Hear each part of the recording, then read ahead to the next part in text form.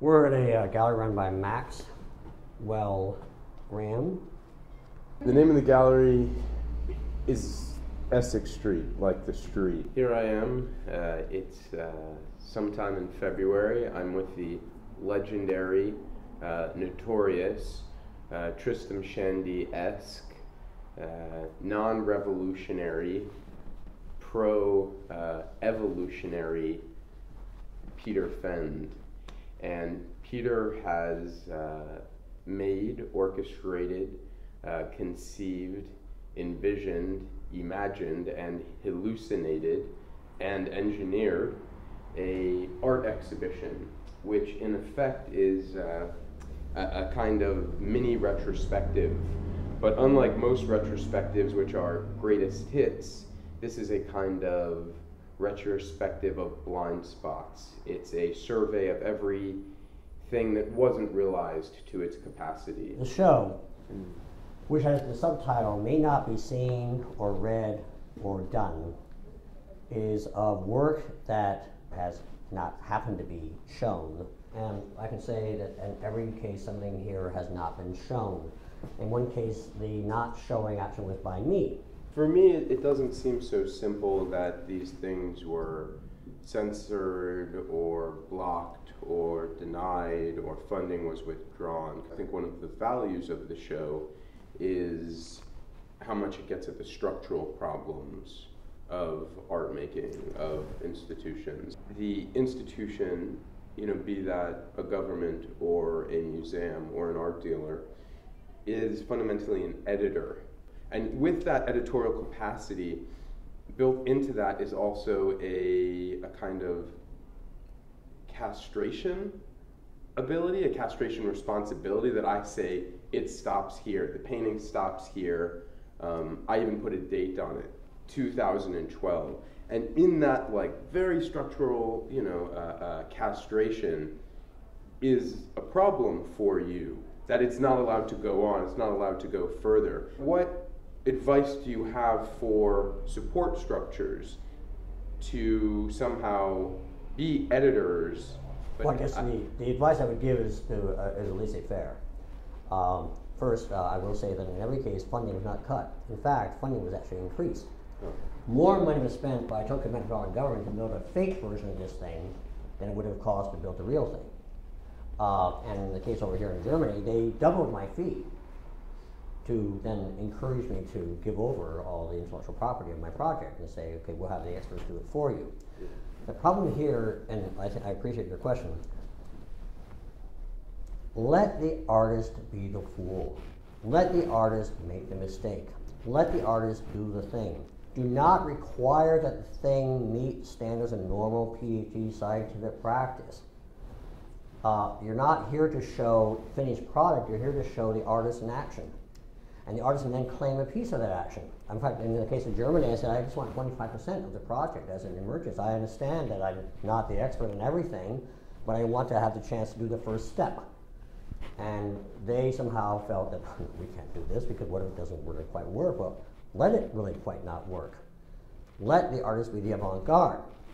So the institutional requirement I'm going to ask is that the artist, when they make a funded proposal, and that it is within the range, and actually I did do the thing, I mean I did show it can be done, and I proved it's feasible, let the hunky-dory, rinky-dinky, not so good, not quite professional thing happen, because without that historical event of the action, there's no then cue for proceeding with a more rigorous scientific fulfilling of the action on an industrial scale.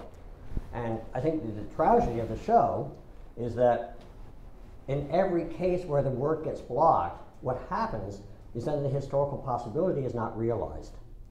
If we had just done the lousy real rig and the real water in our not so good way in 1996 and 1999, then this technology would be well established by now. The artist is the avant-garde. Their function is to pioneer. That was very clear in the case of my water wheel thing for this river in Bavaria. I don't know if it works. Let's at least show it. We can try it out. People are ready to go for $10,000 on it. Let the artist be the fool. There are 12 projects on display here, each one in document form.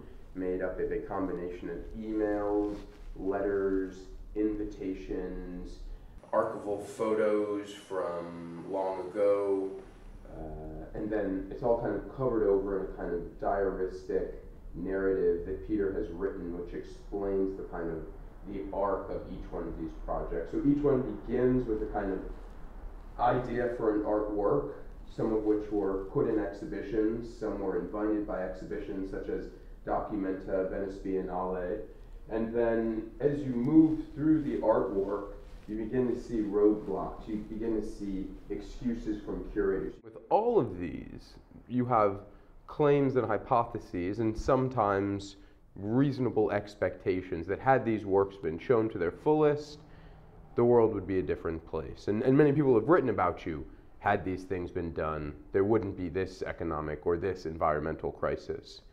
But something about that reminds me of art in general. You don't see its immediate effects. Therein lies its power. You can't measure or gauge whether it's successful or not. Because these haven't been realized, they still have a success potential. Whereas if they had been realized, we would know. My concern really is that we as a civilization are running out of time. We really have a very serious global problem, and the survival of the human race is at issue. So we don't really have time. Now, to give, let's say, take a look at this piece over here. Here's a case where I think we have a serious matter of profound delay. In New Zealand, it is reported as of 2010 that they are somehow the world pioneers in the idea of water plants from rivers like Alodia and Ceratophyllum, and certain water plants, lignous plants, to be made into methane gas. And they say it's from a work with American firm Ocean Earth, my company, okay. But anyway, that's where we are, 2010. But in this year, 2000, the year 2000, 10 years earlier, I was given an offer based on work I had shown in Chicago by an institute for $2 million to work for 2 years to work on just that idea. And I have since developed some ideas of rigs and things in the water. But I mean, the point is that obviously if I had spent 2 years with $2 million budget and so on, I would have figured out all kinds of solutions to that issue.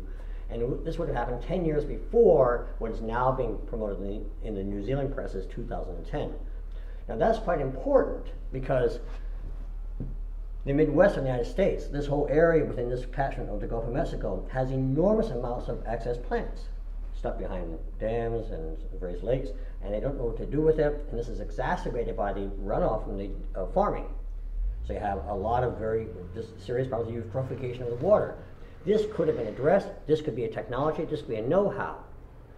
And the 10-year delay is quite serious because we have not yet developed a really good biogas industry, and we could. Now, another point just to bear in mind, the reason why this didn't happen is that a man came up from Houston. You can check him on the web. His name is Richard Hout. I've checked him on the web. And you can see what he does. And he's really into the environmentally safe drilling. And his companies were Statoil and Exxon and Halliburton, and they are working on this rig, which is now in question. There's a legal question about whether that rig can even be there. It's in the court right now in somewhere in Louisiana, I think St. Charles of Louisiana. And I'm saying, hey, let's start now with other forms of biogas energy production there.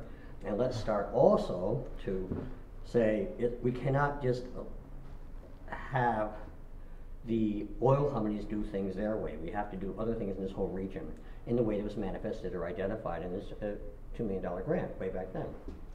That's the delay we need to overcome. We can't say, okay, it was sort of slowed down because we have no time.